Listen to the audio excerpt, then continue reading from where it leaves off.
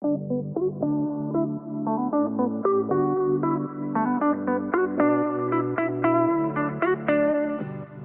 to Teal Talk, a podcast brought to you by the Ohio Alliance to End Sexual Violence. That's OAESV for short. We're your hosts, Taylor and Laurie. In each episode, we speak with professionals in the field to dive deep into the intersectional issues that affect survivors in Ohio. Before we begin, we want to give a content warning that we will be discussing sexual violence and other issues that may be upsetting and triggering. If you need help, please feel free to call our resource line at 888-886-8388 during regular business hours, or the Ohio Sexual Violence Helpline 24/7 at 844-644-6435. Please take care of yourself.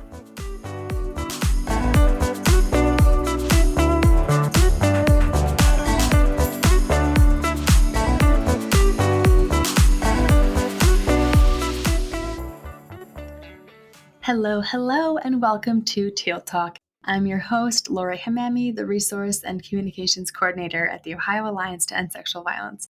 It's April, and as the State Sexual Violence Coalition, April is our favorite month of the year because it's SAAM, Sexual Assault Awareness Month. It's a time to amplify survivor voices, ramp up our outreach and advocacy efforts, and increase community engagement in this movement. So earlier this year, we launched our Voices of Change campaign, a year-long initiative to uplift survivors, strengthen collaboration, and drive meaningful action. So this theme emphasizes the strength and unity found in collaboration and collective action. It calls on all of us to speak up and take actionable steps in our communities to create safer, more supportive spaces for survivors and to end sexual violence at its roots. Amazing stuff. So at its heart, this Voices of Change campaign really centers the needs and stories of survivors and the people who work on the front lines, recognizing that their voices hold the wisdom and guidance necessary for meaningful change. So today, along with my co-host, the wonderful Taylr Ucker-Lauderman, Chief Engagement Officer, are so excited to amplify one voice of change in our community, JaQue Galloway. She is a registered advocate at the Tri-County Help Center in Southeast Ohio. She is the Sexual Assault Program Facilitator for Belmont, Harrison, and Monroe counties. She's been with the agency for about 5 years and is passionate about working with survivors to bridge gaps in rural areas, which is so necessary and amazing. Hi, JaQue. Thank you so much for having me. I really, really am excited to be here, excited to talk about Sexual Assault Awareness Month. Can you share a little bit about how you got into this field? So many different paths lead to this work, so I'm always curious to hear the lore. Yeah, sure. So I actually am a resident of West Virginia. So I've been in the area in the Ohio Valley my entire life, just about 15 minutes outside of St. Clairsville. I went to college for social work for family and youth at WVU. And after about 5 years, I moved back home to Wheeling and I took a job at our shelter at the Tri-County Help Center. So I actually started as a shelter advocate. I was working the shelter and the rape crisis position became open and I just kind of like took a shot and applied for it. And when I started in that position, it just really felt like home. Like you just kind of get that role that sets you on fire, and it just really felt good, and it felt right. And I've been here ever since. I'm almost 6 years now. So I love how you described it as a role that sets you on fire. yeah. Yeah, I felt like something that I always should have been doing. And I love shelter work and the agency that I work for just again, like feels like home, feels like family. We're all doing the work and I'm just so grateful to be a part of it. As I mentioned, we're kicking off Sexual Assault Awareness Month. I'd love to talk about the amazing work that your program is going to do this month. But before we get ahead of ourselves, let's look back at the past 5 years that you've been with Tri-County Help Center. What are some of the highlights from the various Aprils you've been celebrating? Sure. So we have had a lot of SAMs. We're also actually a dual agency. So we do a lot of work for Domestic Violence Awareness Month. We also participate in Human Trafficking Awareness Month. So our years are pretty busy in just raising awareness and doing prevention. Our Sexual Assault Awareness Month has, for as long as I've been here, been really led by our sexual assault survivor support group, Stronger Together. So each kind of March, February, we sit down with the survivor support group and we say, hey, what are we thinking about SAM? What would you like to see in the community? What would you like to see in our counties? And they are just really great at leading and coming up with ideas and sharing what helps them and what would have helped them. And we're kind of just the host, right? We organize what the survivors want to see. So our Aprils are really survivor led, like all of our awareness months. We always do our dog walk where we partner with our Harrison County Dog Pound and the Sally Buffalo Dog Park. We try to do that at the end of April just so that we can cross our fingers and hope we're getting into warmer weather, right? That's been going on ever since I've been here. It's always a huge hit. It gets bigger every year. Everybody loves the dogs. Everyone loves to come out and support the survivors. So that is always a very big deal. And then we usually try to do something for survivors. So in the past, we've done like a survivor care center where the survivors would come in and make face masks and get survivor go bags, which would have gift cards and gift bags. And that's always really helpful. And the survivors of the support group really enjoy hosting it.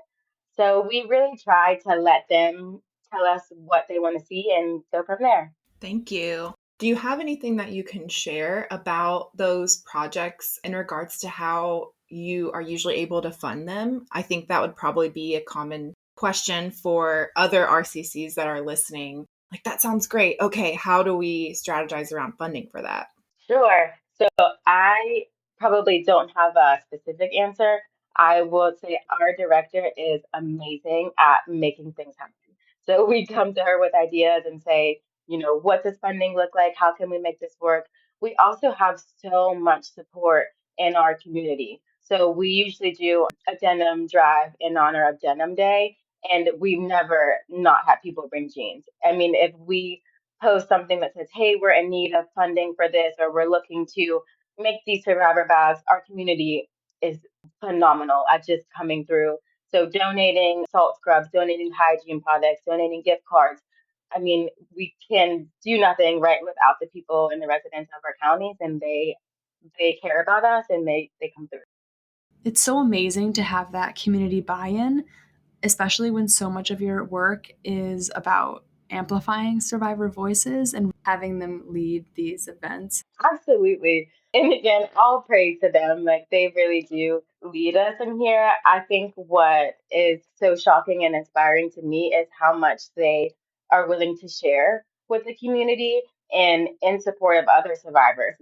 Such a hard thing to do. And especially in our smaller rural areas where everyone knows everyone and it's really hard to, seek spaces where you're not known. But our survivors have really put themselves out there and they want to share their stories and they want to share what's happened to them and how they healed and they want to support other survivors. So every time we have a group or we have a meeting with our survivor navigators, I'm just in awe of how much they want to support each other and others and how vulnerable they're willing to be in order to do that. So just in the past, I think 3 years, we've done our What Were You Wearing campaign. This again was an idea of the survivors. So what we did was we purchased mannequins to put around the community, and our survivors dressed their mannequins in what they were wearing during their assault in order to end victim blaming. So the campaign is to really show it doesn't matter what you were wearing. And so we have things like child mannequins and we have male mannequins, and they wrote blurbs of their story and how they were feeling. And those are posted in our offices around our community on social media. And the survivors wanted to do that. And I just know how hard that would be and how vulnerable you have to be to put that out there and such a big deal and it's reached so many people. Would you be willing to say a little bit more for the listeners about what the Survivor Navigator role is? Yes.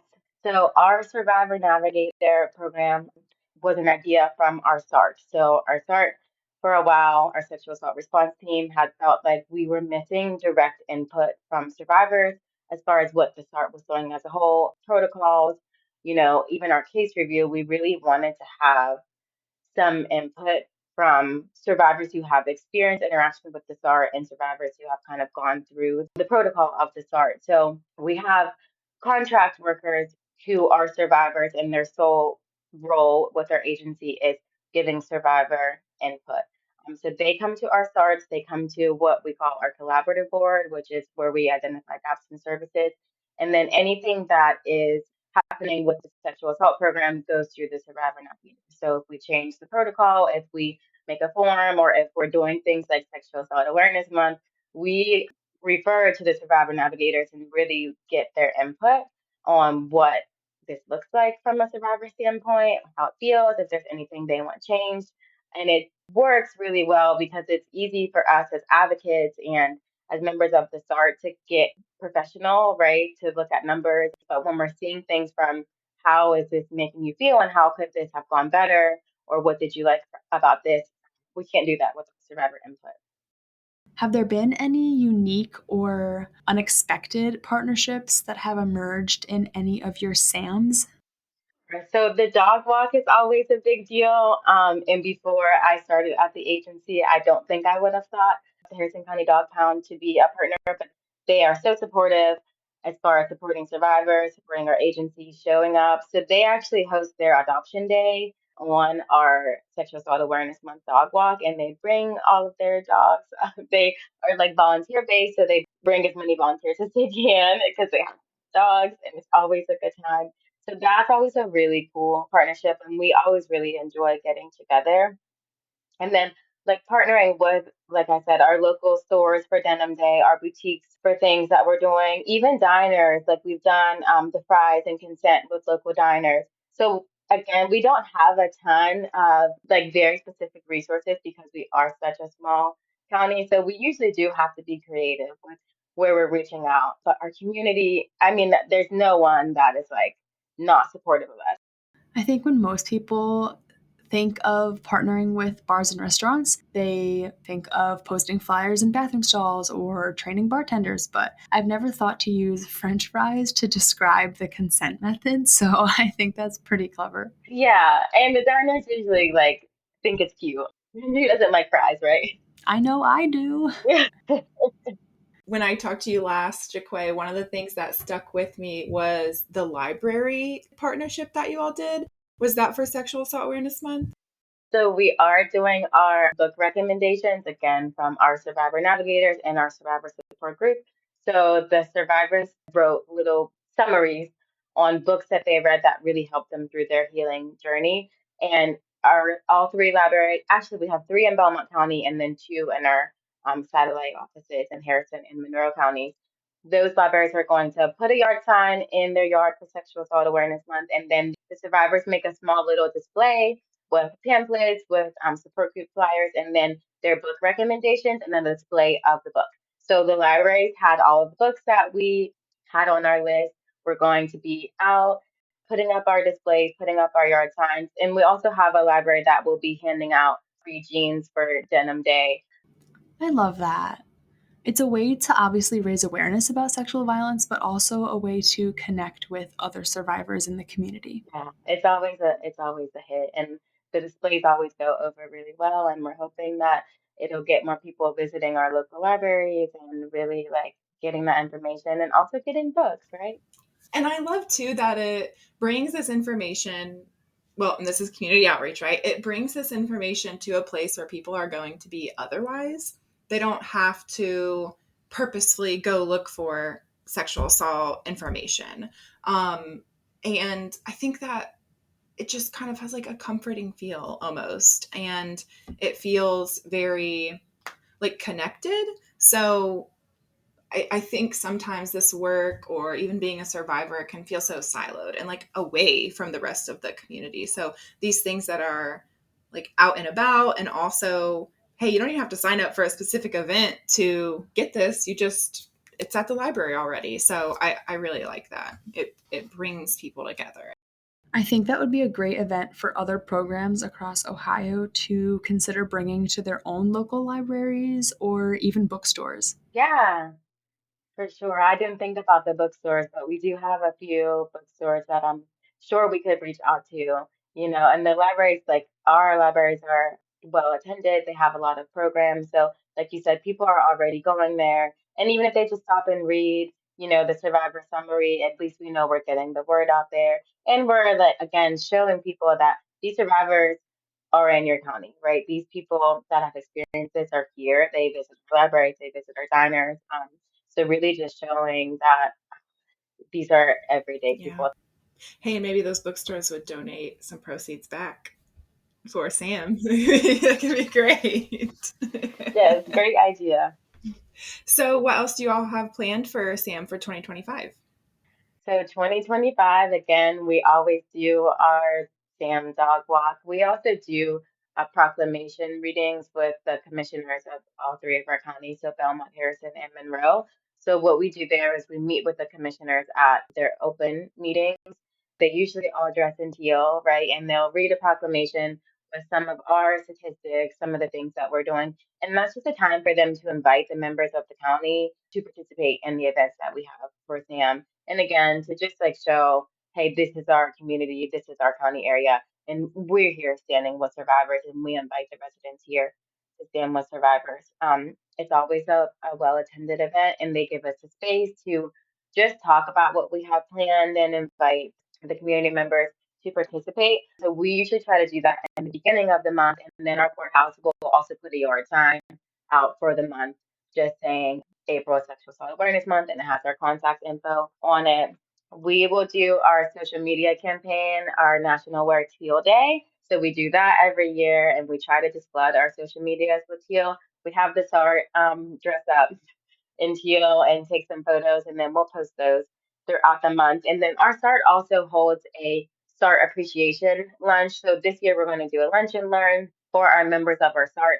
And our survivor navigators are actually going to speak at that just to talk about the importance of SART, what SART looks like for them, and then also prevention. So we're going to have a lunch and learn at the beginning of April for the members of our SART and our rape crisis advocates, just to get them that education and to hear from survivors about things that they saw throughout the year that they wanted to share. We'll kind of make it like a panel or maybe a Q&A if we have members of the SART who have specific questions they want to ask our survivor navigators. That's always really important, and making sure that they have the space to hear from survivors themselves. So we'll do that at the beginning of April. And then our survivor self-defense. So we have three people that will be teaching a self-defense class in two of our counties, so Belmont and Harrison, at the end of April. We'll have just some like everyday techniques for survivors to learn. I go to it every year. It's always really fun. Get like just a few little tips and tricks, right? Nothing unattainable or scary, just basic physical self-defense, and then some like awareness things, how to look out for your surroundings, how to like safety plan and exit safely. And then we'll do our Rare Denim Day again, where we will be handing out free jeans to people who want to participate in Denim Day. And we'll have our mannequins around throughout the county. We have a display in our Chamber of Commerce. We'll have a few in our offices, and then like throughout stores who want to host them with the survivor display and our book display, which we do every year, which will be out in a few of our libraries. So we'll be busy this month. We have a busy SAM plan. I love that. And I'm thoroughly impressed that the commissioners can all find teal apparel. It's a hard one. We need like a like to know page that has where everyone just has to put links of all the teal clothing that they've found. Yes, it's not easy to find. Do you have any programmatic lessons learned that you carry with you as you plan future events? I think my biggest lesson since I've been here is like really listening to what survivors want to see. So again, sometimes as an agency or as a group, we start to make plans and we start to see trends, but really hearing from survivors what they want to see in their community and what's helpful and what's not helpful, and letting them lead the way has just like made the month go so much smoother, and it's made the community really hear, right? They want to hear that these survivors are like working among us and going to school here and living here, and we're interacting with them.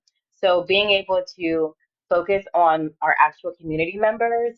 So we do a lot of trainings in schools and maybe with other service providers, but those are not always the people who are responsible for supporting survivors. So getting that education out to like gas stations and diners and just everyday people whose role isn't always sexual assault awareness, right? Like ours, but really working with all of our community members and getting them the education on how to support survivors and where to go when they're getting disclosures. That has changed a lot with how the program works and how survivors are reaching us and just how they're seeking support. It's really been helpful.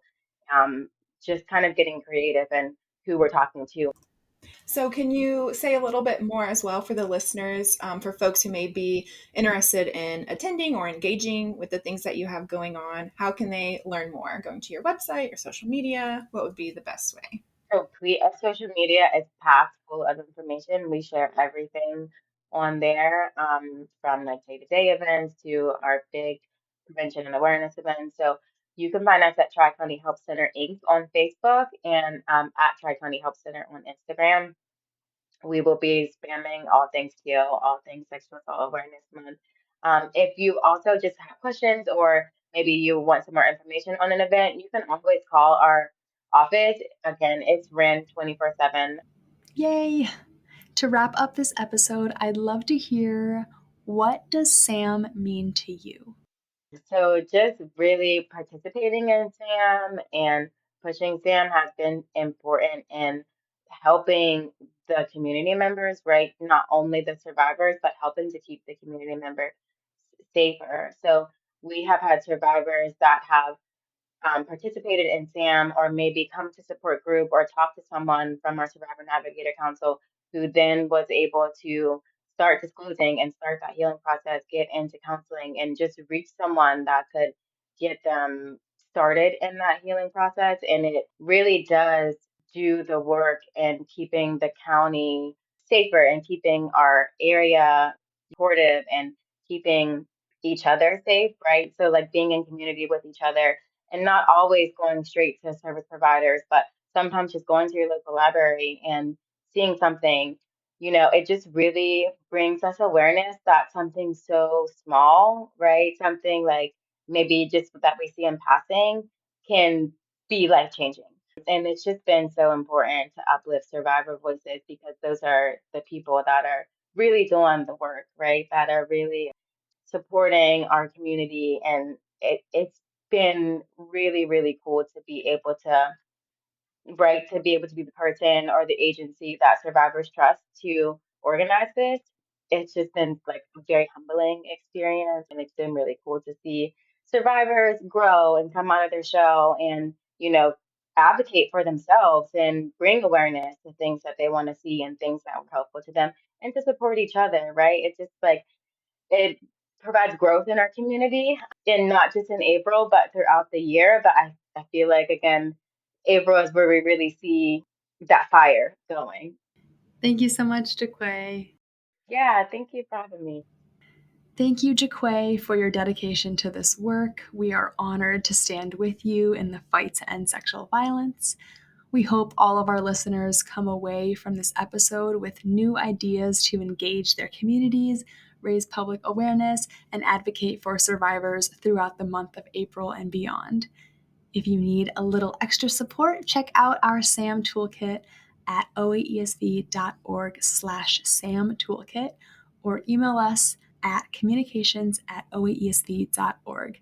There is power and strength in the collective. Happy SAM!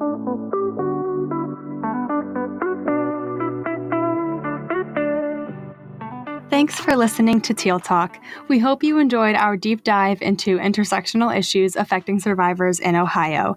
If you like what you heard, subscribe and leave us a 5-star rating and review, recommend us to a friend, and follow us on Instagram and Facebook at OAESV and Twitter at Ohio Alliance ESV. If you'd like to learn more about us and the services we offer, sign up for our email list or read a transcript of this episode, visit oaesv.org. Want to share a comment or ask a question for a future episode? Just click on the link in the show notes to leave us a voicemail. And remember, we're here to help. Feel free to call our resource line at 888-886-8388 during regular business hours, or the Ohio Sexual Violence Helpline 24/7 at 844-644-6435. See you next time.